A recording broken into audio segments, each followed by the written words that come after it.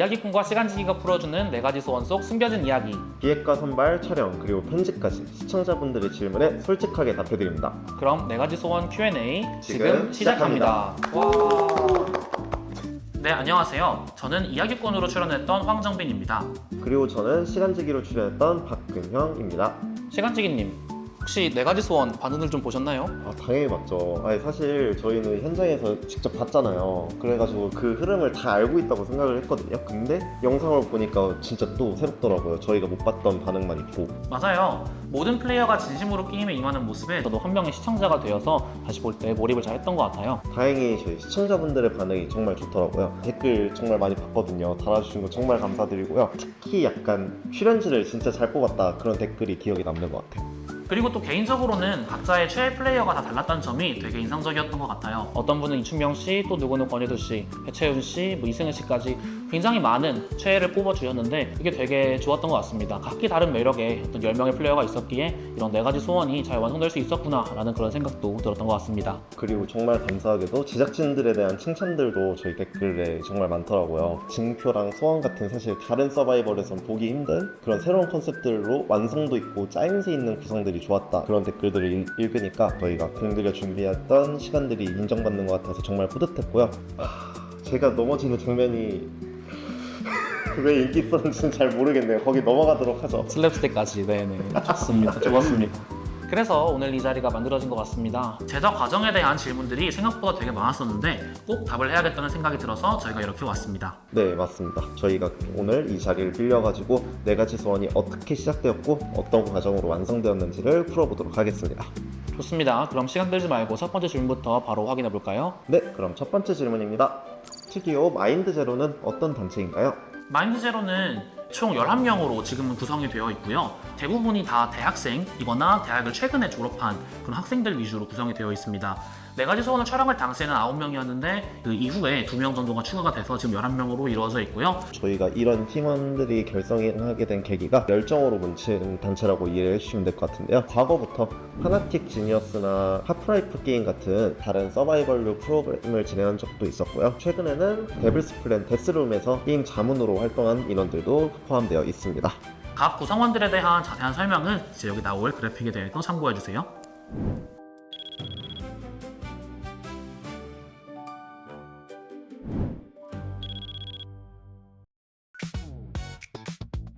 다음 질문입니다. 4가지 소원의 기획 계기가 궁금합니다. 네, 저희 김홍영 감독님의 답변을 제가 대신 전달해드리도록 하겠습니다. 언젠가 제대로 된 두뇌 서바이벌을 만들고 싶어 하셨는데 그게 24년이 적기라고 생각을 해가지고 과감하게 시작을 하게 되었습니다. 네, 다음 질문입니다. 그럼 각각의 게임들에 대해서 그 기획 과정에 대해서 설명해주세요. 이 4가지 소원이라는 특이한 포맷을 생각을 하게 된 게 부활이라는 키워드인데요. 다른 서바이벌 프로그램에서 부활에 관련된 소재를 쓴 것을 몇 번 보았는데 그 부활이 조금씩 아쉽게 사용되는 것을 많이 보았습니다. 부활을 어떻게 더 극적으로 연출을 할 수 있을지 고민을 해봤는데 시점이 결승전이 끝나고 나서 플레이어가 다시 부활하면 정말 카타르시스가 느껴지지 않을까라고 생각을 하게 되었어요. 결승전이 끝나고 플레이어가 부활한다는 것을 시청자나 플레이어분들이 납득을 할 수 있는 과정이 포함되어야 하는데요. 부활한다는 것을 또 다른 게임을 통해 가지고 플레이어가 부활권을 획득할 수도 있고 다른 결승전 플레이어가 잘한다면 부활권을 획득하지 못하게 방어할 수도 있는 시스템을 생각을 하게 되었습니다. 그러다 보니까 이렇게 해서 만약에 1회전에서 이 플레이어가 부활권을 획득한다면 마지막에 7회전 재경기를 통해서 결승전을 마무리 지을 수 있는 3판 2선의 구조를 생각을 해보게 되었습니다. 네, 그러면 이어서 제가 각 회전마다 어떻게 게임 제작 중에서 저희가 무엇을 생각하고 게임을 기획하게 되었는지에 대해서 하나씩 설명을 한번 해드리겠습니다. 먼저 2회전 퀘스트의 경우에는 플레이어들만의 다양한 이야기와 다양한 플레이, 각자의 서사가 나오도록 하는 것이 가장 주된 목표입니다. 각각의 달성 조건이 다른 퀘스트들을 저희가 준비를 하고 그것을 해결하는 플레이어들의 모습을 한 명 한 명 비춰줌으로써 고유한 캐릭터와 각자의 역량을 부각시킬 수 있도록 설계가 되어 있고요. 그리고 또 하나, 퀘스트에서 가장 중요한 퀘스트인 절대자의 경우에는 다른 퀘스트에서도 필요한 모든 종합적인 역량을 다 필요로 하도록 설계가 되어 있습니다. 가령 마술사에서 필요한 숫자 돌리기라든지 동반자에서 필요한 같은 숫자를 내면은 똑같이 양수 점수를 얻는다든지, 그리고 퀘스트에 등장하지는 않지만 룰을 역발상을 해서 일부러 페널티를 받는 이 세 가지의 발상이 모두 필요한 그러한 퀘스트로 선정이 되어 있어서 가장 뛰어난 플레이를 부각시킬 수 있는 그런 설계가 되어 있습니다. 3회전 같은 경우에는 보셨던 것처럼 5대5 게임으로 한번 승전을 진행을 해보게 되었습니다. 그렇게 해서 두 탈락 후보가 직접 팀장이 되어서 운영을 하고 둘 중에 패배한 사람이 탈락하게 된다면 이 둘이 팀장이 되기 때문에 생존의 기회를 마지막으로 얻은 이 두 플레이어들의 절실한 플레이 내지는 2회전에서 빛나지 못했던 두 플레이어들의 빛나는 플레이를 볼 수 있기 때문에 이 둘을 팀장으로 선택하는 그런 구성을 했고요. 그 과정에서 자연스럽게 배신을 유도할 수 있는 면제권이라든지 그런 장치들을 포함해서 기획을 했습니다. 그렇게 해서 어떤 한 세션이 끝나고 다음 4회전 골드뱅크 메멘토 게임으로 넘어가게 됩니다. 가장 메인으로 생각한 개념은 시간이라는 개념입니다. 이 시간이라는 개념을 게임에다가 넣으려고 저희가 노력을 많이 했는데요. 당시에 이제 메멘토라는 영화를 재밌게 보고 나서 시간을 왔다 갔다, 과거와 미래를 왔다 갔다 하면서 편집하는 것을 보고 굉장히 재밌다, 참신하고 이것이 게임에 그대로 녹아든다면 굉장히 재밌을 것 같다는 그런 생각을 했습니다. 그것을 구현하는 데 초점을 맞춰서 처음부터 기획을 했고, 다른 팀원분들의 의견들을 같이 받아서 타임 패러독스와 시간의 징표 관련된 정보들까지 게임에 녹아내렸습니다. 다음으로 이제 진행된 거는 5회전 리버스 플레이오프인데요. 이런 방식의 재밌는 점은 내려갈 때는 얼마든지 내려갈 수 있다는 점으로 끝까지 긴장감을 놓을 수 없다는 게 첫 번째. 그러면서도 플레이어들의 순위가 잘 반영이 돼서 순위가 높을수록 확실하게 유리함이 보존된다는 게 좋고요.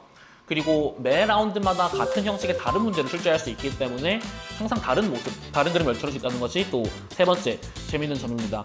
이것들을 기반으로 해서 3명이 떨어져야 되기 때문에 5-1, 5-2, 5-3 각각 이제 챌린지 퍼즐, 프라임 룰렛, 시간 줄다리기로 이어지는 3개의 게임을 준비하면서 각 게임이 전부 다 다양한 변형이 가능한 게임들입니다.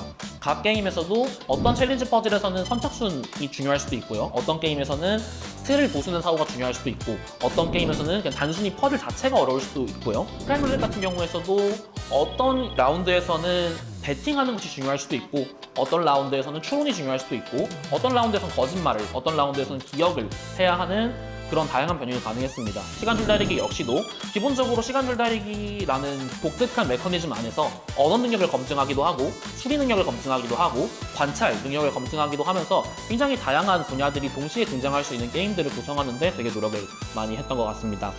만물 경매는 온갖 물품들이 등장하는 경매라는 컨셉에 맞게 저희가 어떤 아이템들을 경매들의 어떤 순서로 올리냐에 따라서 게임들의 양상을 저희가 많이 만들어서 여러 가지 요소들을 평가할 수가 있습니다. 방송을 보신 분들은 잘 아시겠지만 만물 경매라는 게임은 사실 크게 3가지의 페이지로 나뉘어져 있는데요. 첫 번째 페이지는 초반에 진행되는 마피아 게임, 두 번째 페이지는 생명 연결된 시리즈로 이어지는 페이지가 있고요. 마지막 페이지는 수식이 메인이 되는 페이지가 있습니다. 각각의 페이지는 그 고유한 역량을 필요로 하는데요. 마피아 같은 경우에는 친화력, 화술, 거짓말을 하는 능력, 눈치 이런 부분들이 필요한 페이지로 첫 번째 우승자가 결정되게 되어 있고요. 생명 연결된 시리즈 같은 경우에는 생존력, 그리고 정치력 이런 부분들을 평가함으로써 생존할 수 있는 능력을 마지막까지 검증했다고 보시면 됩니다. 마지막 수식의 경우에는 수학적 사고력과 창의력 내지는 전략 이런 부분들을 필요로 하는 마지막 우승자를 가리는 매치였다고 보시면 될 것 같아요. 그렇게 해서 결정된 2명의 플레이어가 결승전인 7회전에 진출하게 되는데요. 많이 아시다시피 앞에서도 이제 시간지기님이 설명을 해주셨지만 결승전 게임은 7회전 체크메이트랑 그리고 1회전 바레진 초월 그리고 다시 한번 재경기하는 7회전 이렇게 3판 2선승제 구조로 되어 있는데요. 그래서 저희가 중요하게 생각했던 것이 하나의 요소만이 딱 달라짐으로써 게임의 양상 내지는 게임의 장르가 완전히 바뀔 수 있는 구성이 필요했습니다. 최종적으로 나온 체크메이트라는 게임을 보시면은 시간의 징표가 있었다가 사라짐으로써 체크 승리 조건이 사라지면서 규칙 추론 장르에서 추정 전략 장르로 바뀌는 것을 저희가 볼 수가 있죠. 이런 구조를 만들기 위해서 굉장히 저희 감독인 김홍영님께서 굉장히 많은 고심을 하셨고 잘 성공하셔가지고 굉장히 천재성이 돋보이는 그런 부분이라고 생각이 듭니다. 1회전 바레진 초월 같은 경우에는 사실상 결승전의 두 번째 게임으로 준비가 되었는데요. 물 나레이션에도 나오듯이 플레이어들이 여러 가지 초월의 능력을 학습해볼 수 있도록 만들었다라는 컨셉에 맞춰서 각각의 초월이 모두 능력이 등장함과 동시에 떡밥이 부러져 있었던 플레이어 둘이요 자신과 함께 할 팀원을 선택해야 한다 라는 곡선과 함께 해서 두 결승전 진출자들의 팀원을 만드는 능력, 자신의 편이 얼마나 많았는지를 평가하는 요소였습니다. 어떻게 보면은 다른 프로그램들의 결승전 게임에서 탈락자 게스트들이 원하는 결승전 진출자를 응원하곤 하는데 그런 부분이 아예 한회전, 1회전 게임에 전부 다 녹아들었다고 생각하시면 될 것 같아요. 한 가지 첨언할 것이 이것이 순수하게 정치력 게임만으로 진행되는 것은 아니고요.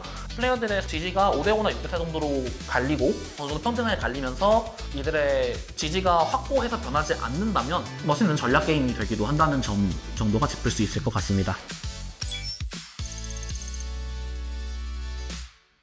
네, 그럼 다음 질문입니다. 게임의 밸런스는 어떻게 맞추어졌나요? 네, 저희 게임 밸런스에서 제일 어려운 부분이 시간의 방인데요.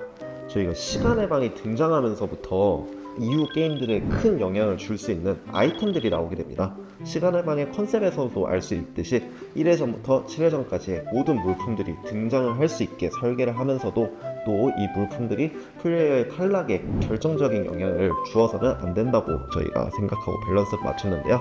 시간의 방은 게임 기획상 4회전부터 등장을 하게 됩니다. 그런데 4회전 직후에는 5회전 탈락자가 3명이나 결정되는 리버스 플레이오프가 있었는데요. 그렇기 때문에 이 시간의 방에 있던 물품이 5회전에서 크리티컬하게 작용하지 않도록 디자인을 하였습니다. 예를 들어서 5회전 첫 번째 게임인 챌린지 퍼즐에서는 대부분의 라운드에서 시간의 초월이나 시간의 징표 능력을 사용할 경우 매우 유리함을 경험할 수 있었는데요. 하지만 챌린지 퍼즐의 마지막 라운드를 보면 시간을 멈춘다고 해서 꼭 정답을 맞출 수 있는 시스템이 아니었습니다. 오히려 방심을 해서 자신이 반드시 승리한다 라는 마음가짐으로 4를 외치고 더 이상 생각을 하지 않았다면 초월이나 징표를 사용한 플레이어가 떨어질 수도 있는 그런 기획으로 짜여져 있었고요. 이어서 5-2회전 게임이었던 크라임 룰렛을 보시면 단서 카드, 안경 또는 목걸이가 승률이 압도적으로 높아지는 물건이었습니다. 하지만 이것을 탈락자 라운드에서 사용할 때 너무 승률이 보장된다면 부조리할 수 있는 영역이었기 때문에 저희가 여기에 대해서는 밸런싱을 몇 번 했었는데요. 마지막 라운드 같은 경우에는 다른 라운드와 다르게 주범이 가장 적은 단서를 만족하는 용의자가 주범으로 결정되었는데요. 이때는 안경 또는 목걸이를 사용하더라도 주범을 추리하는데 미미한 효과를 주게 디자인이 되어 있었습니다. 또한 한영호님의 메타 추리도 저희의 의도사항에 일부 있었는데요. 예를 들어서 용의자 B를 보시면 다른 용의자들과는 다르게 특징 자체가 제일 적게 가지고 있었습니다. 다른 용의자들과 겹치는 부분도 제일 적었는데요. 이 경우에서 한영호님이 위증으로 점을 사용하셨었는데 이것이 이제 위증할 때 제일 좋은 사용처가 되기도 하였습니다. 또한 물질의 징표도 탈락자 라운드에서 꽤 큰 승률을 보장하는 아이템이었는데요. 이 물질의 징표를 극복할 수 있도록 플레이어가 주범 추리가 가능하도록 이런 식으로 메타 추리 디자인을 제작했다고 봐주시면 될 것 같습니다. 5회전에서 마지막 탈락자가 결정되는 시간 줄다리기의 경우에는 많은 시간을 할애해서 출제를 할수록 유리해지는 경향이 있었기 때문에 시간의 징표나 초월 능력이 다시 강력해졌었는데요. 하지만 시간 줄다리기의 마지막 라운드 문제 같은 경우에는 조건 자체가 사전에 있던 명사 혹은 합해서 19의 배수가 되는 식으로 문제가 출제하기가 어렵기 때문에 많은 시간을 투자하는 것에 비해서 문제를 풀이 시간이 그렇게 길어지지 않는 식으로 저희가 디자인을 했다고 봐주시면 될 것 같습니다.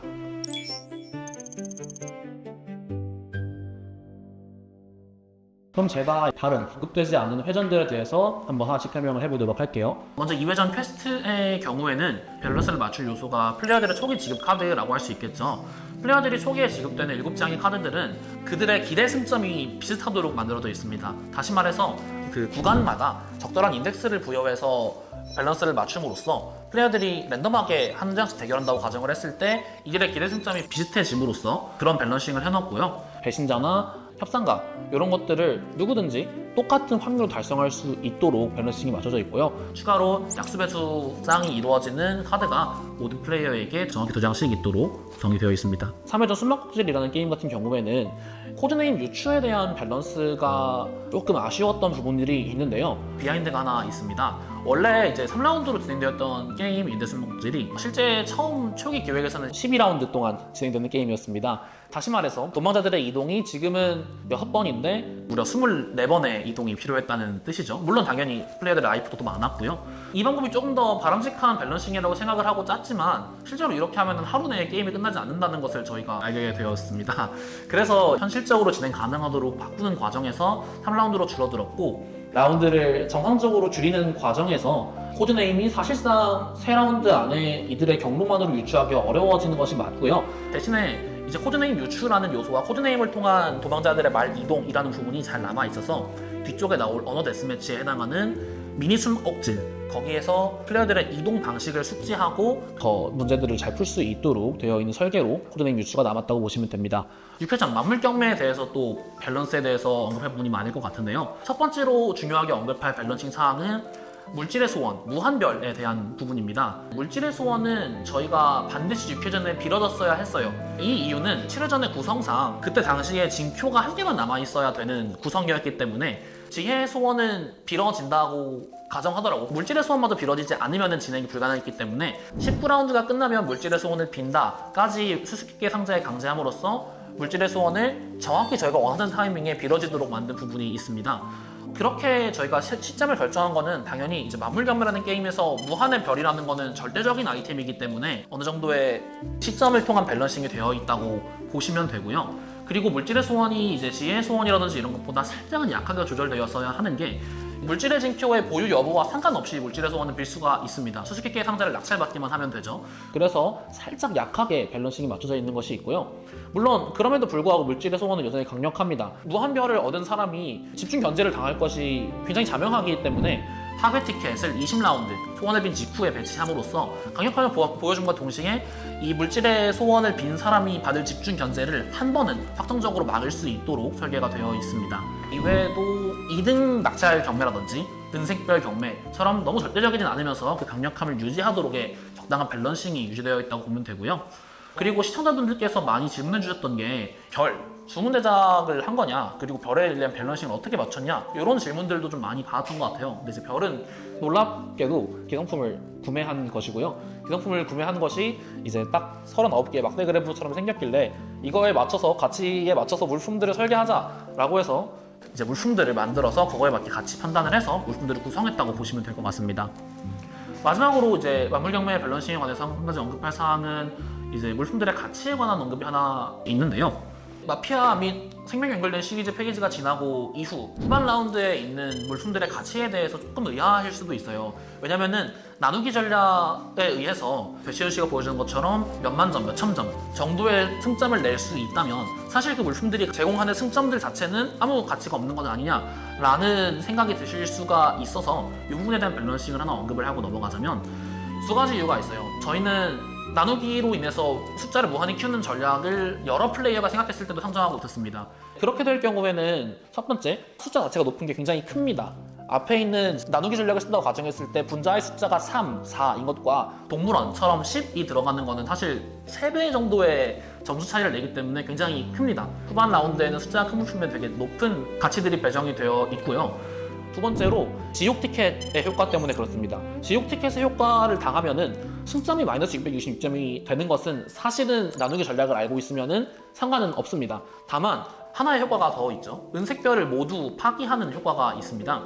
0.666을 기반으로 한 나누기 전략이 아닌 다른 나누기 전략을 생각하고 있었다면 사실 은색별을 모두 파기당하면 이후에 기부천사에 의해서 은색별 2개를 획득하더라도 별이 모자라지게 됩니다. 그래서 지옥 티켓을 맞지 않도록 승점이 이제 최하위가 아니도록 유지하는 것이 생각보다 중요하고요. 그런 과정에서 동물원전 정육점 같은 아이템들이 생각보다 많이 도움이 돼서 그런 아이템들의 가치가 좀 높게 책정되어 있다고 보시면 될 것 같습니다.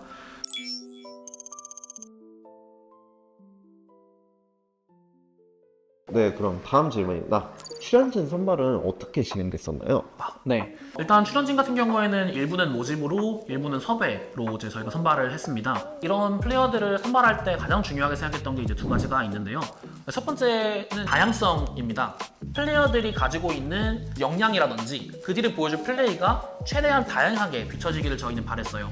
그래서 플레이어들을 선발을 할 때 각자가 모두 다 기본적으로 게임을 잘 하지만 그 외에도 각자 한 분야 정도는 굉장히 특출난 분야가 있고 이것이 플레이어들끼리 다르도록 저희가 선발을 했습니다. 그렇게 만들므로써 플레이어들끼리의 플레이가 겹치지도 않고 저희가 다양한 상황을 줬을 때 다양한 플레이어들이 활약할 수 있는 그리고 다양한 그림이 나올 수 있는 면들을 저희가 설계를 한 거죠. 두 번째로 생각했던 기준은 적극성입니다. 플레이어들이 단순히 다른 사람들의 말에 끌려다니거나 하지 않고 각자의 능동적인 플레이와 능동적인 사고, 합리적인 자신만의 명분과 플레이가 있기를 바랬습니다. 그거를 저희가 이제 선발 과정에서 굉장히 중요하게 생각했기 때문에 흔히 말하는 병풍이라든지 묻어가는 플레이어가 거의 없이 재밌는 모습들이 나왔던 것 같고요. 이런 선발들이 되게 성공적이었다고 생각을 합니다. 실제로 보시면은 매 회전마다 활약하는 사람들이 조금씩 달라지는 것들을 여러분들이 방송을 통해서 보실 수가 있을 거예요. 그렇게 해서 다양한 활약상과 굉장히 많은 플레이들이 나왔던 이유가 이렇게 다양성과 적극성을 고려한 플레이어 선발을 저희가 성공적으로 했기 때문이라고 생각이 듭니다. 네, 그러면 이어서 각 플레이어들의 선발 면접 때 있었던 TMI들에 대해서 이야기를 좀 해보고자 합니다. 제일 먼저 혜승님과 우주님의 경우에는 전략게임 동호회에서 서바이벌 관련 프로그램을 진행했던 이력이 있어서 이것을 보고 참고를 하게 되었었는데요. 혜승님과 우주님 두 분 모두 정치적으로 두 분 다 뛰어난 능력치를 가지신 분입니다. 그런데 이제 혜수님 같은 경우에는 단순히 정치를 잘하는 것에 넘어서 먼저 앞으로 나서가지고 좀 더 어그레시브하게 정치를 하시는 경향이 있었고, 우주님 같은 경우에는 혜수님과 다르게 서로 척지지 않고 약간 뒤에서 사근사근하게 말하고 다른 플레이어들과 적이 되지 않으면서 정치를 하는 스타일이 명확하게 갈렸기 때문에 이 두 분의 다른 플레이 스타일이 영상에서 더 도드라질 수 있을 것 같아서 두 분을 선발하게 되었었고요. 그리고 채원님 같은 경우에는 이제 면접을 보실 때 약간 저희도 이렇게 카메라 앞에서 대화하고 하면 되게 긴장이 많이 되잖아요. 근데 채원님은 면접 보실 때 되게 냉철하면서 평정심을 유지하시는 게 다른 분들보다 월등히 뛰어나신 게 영상에서 보이더라고요. 그래가지고 채원님을 뽑게 되었는데, 채원님 같은 경우에는 조금 특이하게 저희가 면접을 볼 때 항상 드렸던 질문 중에 하나가 조금 간단한 딜레마식의 게임을 하나 드려놓고 여기에 대해서 어떻게 플레이하실 건지 인터뷰 형식으로 대답을 해달라고 말씀을 드렸었는데요. 채훈님 같은 경우에는 이 인터뷰에서도 냉철함과 평정심을 유지하면서 2인 기반의 완전한 신뢰 플레이를 하시겠다라는 다른 플레이어들과 다른 스탠스를 보여주셔서 섭외를 하게 되었다 하시면 될 것 같습니다. 마지막으로 충명님 같은 경우에는 저희가 압도적인 두뇌 강자, 퍼즐을 진짜 잘 푸시는 두뇌 강자 포지션으로 선발을 하게 되었는데요. 충명님 같은 경우에는 이제 여러 가지 두뇌 능력이 뛰어나신 게 영상에도 잘 담길 거라고 생각해서 선발을 하게 되었고요. 이게 특히 잘 드러나게 이회전 캐스트를 할 때 누구보다 먼저 절대자를 풀이하고 이거를 해결하시는 모습 영상에 잘 담겼다고 생각하고 있습니다.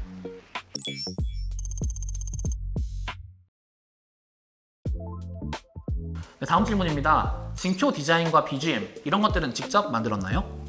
네, 저희가 징표 디자인 같은 경우에는 처음부터 디자인을 하게 되었는데요. 특히 저희가 신경을 썼던 부분이 시간의 징표. 저희가 시간의 징표를 먼저 디자인을 할 때 여러분들이 보시는 모래시계 분양이 있고 그 아래쪽에 빈 공간이 하나 있었는데, 저희가 이것을 보고 이제 바레즘 초월에서 기믹으로 사용을 하기 위해서 물질의 징표 능력이 이상한 삼각형 모양의 문양을 복사하는 걸로 저희가 디자인을 하게 되었고요. 징표 같은 경우에는 실제로 기물을 만들 때 저희가 겉부분의 흰색 부분은 3D 프린터를 이용했습니다. 그리고 소환석 같은 경우에는 징표와 디자인이 어울리면서 약간 4가지 색깔이 존재하는 소환석을 찾아가지고 이것도 별처럼 저희가 기성품을 구매한 건데 징표와 어울릴 수 있는 기성품을 찾았다라고 생각을 해주시면 될 것 같고요. 그리고 마지막으로 징표 안에 있던 그 투명한 부분은 저희가 3D 프린터가 아닌 아크릴 커팅기를 이용해가지고 디자인을 하게 되었다라고 보시면 될 것 같습니다. 그거 말고도 기물 제작에서 여러 가지 비하인드가 있었는데요. 예를 들어서 저희 4가지 소원 처음에 세트장을 들어오면 보이는 4종류의 상자들이 존재하는데, 이것들 같은 경우에도 저희가 직접 제작을 하게 되었는데요. 진행하기 전에 상자를 4개가 아닌 5개를 만들었다 라고 생각해 주시면 될 것 같습니다. 혹시 왜인지 이유 아시겠나요? 하나가 이제 다 부서져 있었죠. 맞습니다. 저희 불사의 징표 상자 같은 경우는 처음부터 부셔져 있었어야 했는데, 그러다 보니까 저희가 똑같은 상자를 2개를 만든 다음에 저희가 하나를 일일이 다시 잘랐습니다. 이거 부술 때 정말 마음이 아프더라고요. 열심히 만들어놨는데. 그거 말고도 예를 들어서 숨바꼭질 같은 경우에는 저희가 상자에 히든이 숨겨져 있었죠. 그 상자에 이제 자석이 붙어 있어가지고 마를이랑 붙일 수가 있었는데요. 플레이어들한테 티가 나면 안 됐기 때문에 저희가 만들 때 정말 많은 공을 들였습니다. 특히 자석의 색이 같은 것도 되게 중요했었는데, 제가 처음에 구매를 했던 자석이 생각보다 자력이 세가지고 말이 좀만 옆으로 지나가도 끌리는 느낌이 나더라고요. 고쳐야 돼가지고 여러 가지 시행착오를 겪었었는데 혹시 이때 제가 어떤 거 했었는지 보셨었나요? 사진으로 봤는데 직접 말해주실래요? 알겠습니다. 왜 직접 말 안 해주시나요? 본인이 직접 하는 게 재밌을 것 같으니까요. 네. 제가 이 자석이 자력이 너무 세가지고 물에 넣고 끓였었는데 그래도 자석이 약해지진 않더라고요. 그래가지고 저희가 말에 이제 자석을 넣는 대신에 말 쪽에는 철을 넣어가지고 이제 자력을 조절을 했다, 이런 비하인드가 또 있었다고 봐주시면 될 것 같습니다. 기물 말고 BGM 같은 경우에는 어떻게 제작이 되었었나요? 네. BGM 같은 경우에도 이제 일부 BGM들은 저희 쪽에서 직접 의뢰 또는 제작한 BGM들이 있습니다. 해당 BGM들은 지금은 이제 마인제로 채널에 올라와 있는 7개 BGM이고요. 하나 설명을 해드리자면은 일단 각각의 4개의 징표가 각각의 고유한 테마곡을 가지고 있죠. 이것은 이제 저희가 4가지 송을 처음에 기획할 때 기획 단계에서부터 이제 감독님께서 설계하셨던 부분입니다. 각 징표마다 고유한 테마곡이 있어서 그 징표가 등장하는 상황 혹은 그 징표를 상징하는 사람이 뭔가 플레이를 했을 때 또는 그 징표와 관련된 무언가를 하는 상황에서 이제 그러한 징표 부금이 나옴으로써 시청자들에게 시청 경험을 주고 싶다라는 설계가 처음부터 되어 있었고요. 그래서 각각의 BGM에 대한 어떤 그 탑라인들 그리고 메인 악기들을 직접 감독님께서 구성을 한 다음에 작곡가 분께 의뢰를 해서 각각의 BGM을 만들고 이것들을 하나로 아우를 수 있는 오프닝 스타일의 BGM을 만들어 달라라고 해서 그렇게까지 만들어졌다라고 보시면 될 것 같습니다. 그리고 또 이제 BGM으로 저희가 제작한 것이 엔딩 OST 별의 노래 또는 For Wish라고 되어 있는 노래인데요. 엔딩 크레딧에서 같이 나왔던 노래이죠. 이 노래는 제가 주도적으로 만든 노래입니다. 제가 평소에도 취미로 음악 같은 것들을 만들고 힙합곡 같은 것들을 만들고 하는데 그런 경험들을 토대로 한번 직접 엔딩 OST도 하나 만들어보자 라는 생각으로 저희가 만든 곡이 이제 For Wish라는 곡입니다. 제가 알고 있는 지인분이랑 같이 해서 노래를 만들게 되었습니다. 제가 이제 신경 썼던 부분은 엔딩을 만드는 그런 청춘 같은 느낌이 많이 난다고 말씀을 해주셨는데 그것을 의도한 게 맞고요. 우리가 4가지 소원이라는 이름에 맞게 잊혀진 소원에 대한 소중함? 그런 것들을 좀 담고자 노래에서 노력을 많이 했습니다. 그래서 노래 분위기나 아니면 가사에서 담으려고 노력을 많이 했고 그리고 저희 랩 파트에서 있는 가사들도 보면은 각 징표에 소원을 빌 때 나오는 문장들이 있죠. 한 번의 기회를 더 주십시오. 이런 것들의 문장들이 있는데 그런 것들도 담음과 동시에 마지막에 네 가지 소원, 네 가지 소원 이런 것들도 고려를 해서 가사적으로도 4가지 소원 자체를 많이 담으려고 노력을 많이 했습니다. 마지막으로 저희가 제작한 곡은 이제 테마 OST에 해당하는 Traveler by Your Wish Defied라는 한국어로는 소원을 가진 여행자여 라고 되어 있는 곡입니다. 6분 30초 정도 되는 긴 음악이고요. 결승전 마지막 경기에서 쭉 풀버전으로 삽입이 한번 됐었죠. 이거 같은 경우에는 이제 4가지 소원 전체를 요약하는 곡을 하나를 만들고 싶어서 이제 감독님께서 직접 4가지 소원 전체의 흐름 각각의 게임들의 진행과 각각의 주요 장면들을 직접 약간 시 느낌이 나도록 가사를 쓴 후에 그것을 번역해서 제가 수노 AI를 통해서 열심히 노가다를 띈 덕분에 굉장히 멋있는 곡이 나왔고 하이라이트 클립들을 만들어진 뮤직비디오로도 저희가 최근 영상으로 하나가 올라와 있습니다. 그래서 잘 나왔던 것 같아요. 이것도 굉장히 만족스러운 작업물이었습니다. 많은 분들이 질문을 주셨었는데 시간지기와 이야기꾼이 어떤 기준으로 선발되었는지 궁금하다고 하십니다. 이거 질문을 은근히 많이 해주시던데 사실 별 기준이 없습니다. 이제 저희가 시간직이나 이야기꾼의 딜러들을 뽑기 위해서 당연히 저희가 직접 시간직 딜러나 아나운서를 섭외할 수는 없었어요. 저희가 그 정도의 자본력이 있는 그런 팀이 아니기 때문에 당연히 이제 마인드제로 팀 내에서 누군가가 당연히 진행을 했어야 하는 상황인데 그냥 4일 내내 나올 수 있으면서 이런 오프라인 진행에 대한 경험이라든지 의향이 있는 사람들을 통해서 그런 사람이 당시에 저밖에 없었더라고요. 그래서 어쩌다 보니까 제가 이야기꾼이라는 거를 맡게 되었고요. 시간직이라는 포지션은 제가 메인 딜링을 할 동안 딜러룸에서 어떤 처리를 하거나 시간의 방에서 무언가를 하는 사람이 동시에 필요했습니다.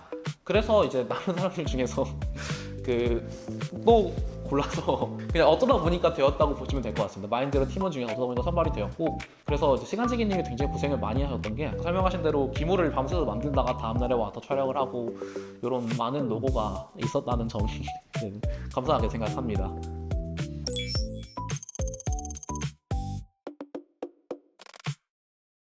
네, 다음 질문입니다. 포스터에 있는 징표 문양 그리고 거기에 있는 플레이어의 배치 이건 의도된 사항일까요? 네, 맞습니다. 저희 많은 분들이 예상해 주셨던 것처럼 포스터의 징표 문양과 그 징표를 획득한 사람이 서로 옆에 붙어 있도록 포스터 디자인이 되었었는데요. 그래가지고 추가로 몇몇 분들이 예상해 주셨던 불사의 징표 문양은 그 포스터 디자인상 아래쪽에 있었어야 되는데, 그러면 그 징표 문양과 제일 가까운 이승은 님이 불사의 징표를 획득한 거 아니냐 하는 추측 역시 저희가 의도된 사항으로 디자인을 했었습니다. 그래가지고 저희가 처음에 포스터를 디자인할 때는 여러 가지 걱정을 했었거든요. 나머지 징표가 위치한다는 거는 상대적으로 알기 쉬운 단서였는데, 이걸 통해서 이승은 님이 불사의 징표를 획득한다는 사실을 너무 빠르게 모든 사람들이 알아버려서 걱정이 되지 않을까 했었는데, 생각보다 많은 분들이 설마 이 제작진들이 간단하게 그렇게 해놨겠어 라는 반응을 보여주셔가지고 생각보다는 저희가 걱정했던 것보다는 다행스럽게 잘 넘어갔던 것 같고요. 추가로 비하인드가 하나가 더 있었는데요. 그 이승은님의 하이라이트 부금이 나올 때는 항상 불사의 징표 음악이 흐르고 있었습니다. 하지만 이 사실을 시청자분들이 처음부터 알기는 어려웠을 것 같은데요. 저희가 불사의 징표 OST 같은 경우에는 의도적으로 어떤 상황에 나오는지 헷갈리게 그러다 보니까 이승은님 음악이 나올 때 부금이 불사의 징표 부금이 나는 것을 알기 위해서는 여러분들이 처음 매번 영상을 보실 때마다 앞부분에 나오는 OST 부분을 전부 다 코드를 뜯어가지고 이걸 불사의 징표 부금이라는 걸 확인을 한 분이 실제로 한 분이 계시긴 했는데요. 찾기 어렵게 디자인이 돼 있었다고 봐주면 될 것 같습니다. 네, 그러면 다음 질문입니다. 기획이나 진행 과정 중에 기억에 남는 에피소드가 특별히 있었을까요? 네. 몇 가지가 있어서 좀 하나씩 말씀을 드릴게요.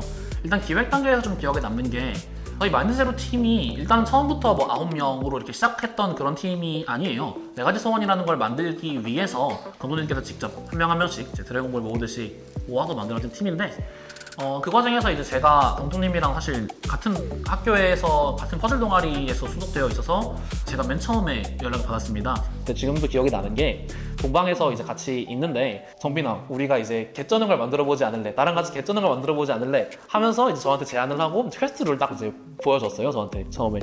저는 이제 이 친구가 이런 것들을 굉장히 잘 하고 굉장히 이제 번뜩이는 천재성이 있다는 걸 알고 있기 때문에 흔쾌히 하겠다고 얘기를 했고, 그게 점점 일이 커지고 점점 퀄리티도 좋아지고 하면서 여기까지 오게 되었는데요. 지금 와서 보면은 정말로 그 친구의 말처럼 이제 개쩌는 게 나온 것 같아서 굉장히 만족스럽고 감사하고 그런 경험이었던 걸로 기억을 하고 있습니다.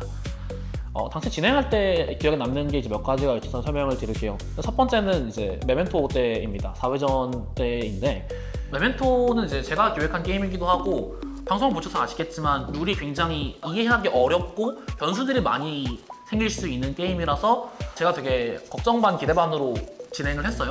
근데 이제 저는 이야기꾼이고 메인 룸에 있어야 되고, 메인 룸이랑 거실 정도를 왔다 갔다 하면서 질문을 받고 진행을 하고 있었고, 저는 딜러 룸이랑 그런 플레이들의 진행 상황을 전혀 몰랐어요.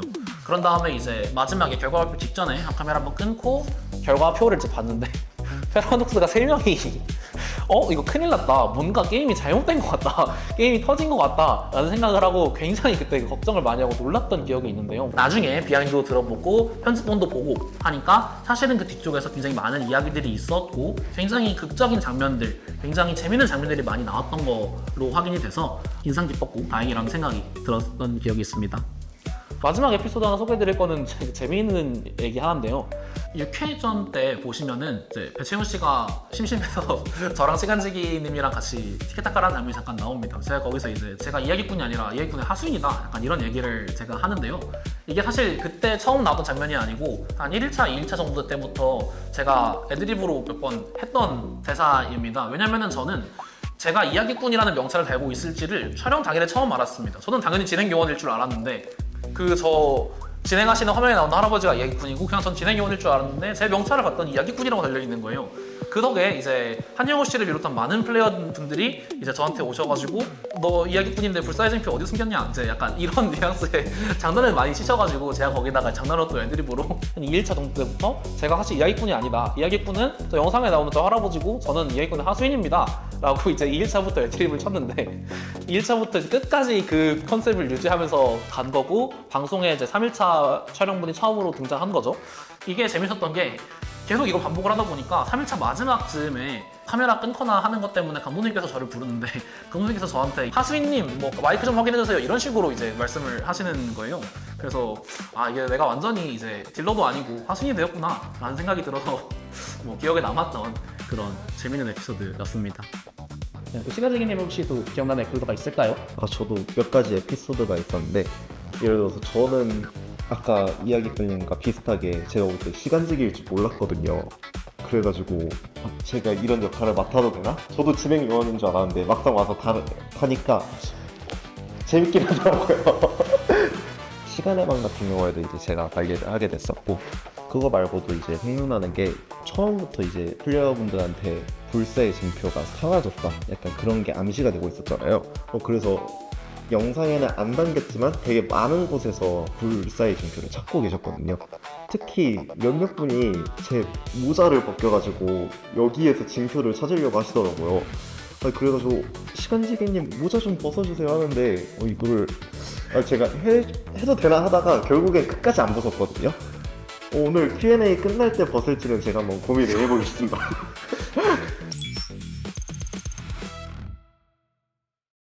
다음 질문입니다. 4가지 소원에 출연한 이후로 혹시 달라진 게 있으실까요? 엄청 크게 달라진 건 없는데 그래도 이제 주변 분들이 많이 알아봐 주시고 약간 그 주변에 이제 가족분들이나 이제 가족분들한테 이제 말씀을 드렸으니까 그때 찍은 거 이제야 나오는구나 약간 그런 반응들도 많았고 방탈출 알바를 했었는데 그곳에서도 한 명 정도가 알아보시더라고요. 약간 대탈출 좋아하시는 분이랑 두뇌 서바이벌 좋아하시는 분 풀이 좀 겹쳐가지고 그런 것 같았어요. 어디서 뵀던 것 같은데 하다가 나갈 때쯤에 이제 들어올 땐 모르시고 나갈 때쯤엔 한번 알아보시더라고요. 약간 그런 소소한 에피소드가 있었습니다. 혹시 이야기꾼님은 별일 있으셨나요? 저 같은 경우에는 일단은 그 시간지님께서 말씀하신 것처럼 누가 알아보거나 그런 건 없었어가지고 혹시 저 알아보시면은 저는 아는 척 해주시면 저는 좋아합니다. 그래서 이제 장난이고 방송에 이제 제 모습이 나오는 거 보니까 부모님 같은 분들이 이제 좋아해 주셨던 게 좀 기억에 남고요. 카메라로 이제 풀로 이제 제 모습을 보는 게 부모님 입장에서는 좋을 테니까. 그리고 이제 이거 외에도 하나 달라진 게 있다면은 제가 원래도 이런 두뇌 서바이벌을 비롯해서 직장 유희를 추구하는 퍼즐이라든지 방탈출이라든지 이런 것들의 좀 제작이든 플레이든 관심이 되게 많은데 이것들을 제가 좀 진지하게 시작해보고 조금 더 딥하게 해봐도 되겠다라는 생각을 4가지 소원을 출연, 기획하면서 좀 느꼈던 것 같습니다. 이게 되게 재밌고 가능성이 있는 일이겠구나 라는 생각을 조금 하게 돼가지고 그런 게 좀 스스로한테 좀 달라진 점이 아닌가 싶습니다. 네, 그러면 다음 질문입니다. 혹시 시즌2 계획 있으실까요? 이걸 저희가 지금 있다고 말씀을 드릴 수가 없습니다. 장담을 드릴 수가 없고요. 왜냐면은 지금 감독님을 비롯한 대부분의 이제 마인드제로 팀원들이 각자 이제 현생이 있고 각자의 삶이 있기 때문에 바빠서 지금 당장은 뭐 기획되고 있는 것도 없고 저희 후속작이 나오더라도 그것이 4가지 소원 시즌2라고 말씀드릴 수도 없고요. 뭔가 나올 거라고 장담 드릴 수 있는 것도 지금은 없습니다만 그래도 여러분이 많이 기대해 주시면은 또 모르긴 합니다만 장담 드릴 수 있는 건 지금은 없습니다. 맞습니다. 하지만 그래도 한 가지 알아주셨으면 하는 게 저희도 여러분들과 다시 만날 수 있는 기회를 고대하고 있다는 점 기억해 주시면 감사드리겠습니다.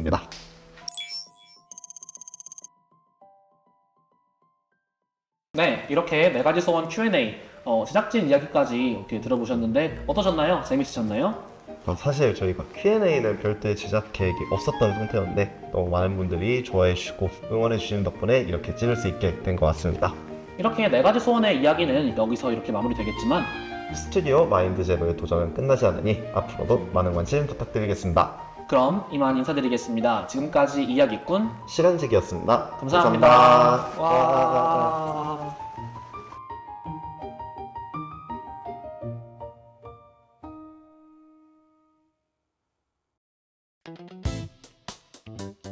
갔다 와, 심심한데. 그러니까 그래서 지금 심심해서 갈 거 고민 중에 나랑 아무도 얘기를 안 해. 나 게임을 끝났다고. 심심해 갔다 와 그냥. 시간 멈추고 갔다 와야 되겠네. 그냥 갔다 오면 안 돼? 안 됩니다. 같이 가면 안 돼? 손잡고. 시간이 멈춰 있는데 어떡해. 멈춘 사람을 제가 들고 가는 거죠. 들고요? 들고 이동하시면 인정을 안 할 수가 그래요? 그러면 이건 얘기가 다른데? 아닌가? 아니 그게 아니라 하지 마세요. 들어갈 타이밍에 시간이면 들어갈 때면 그냥 얘도 같이 써가지고 둘이 같이 가면 안 되냐는 거지.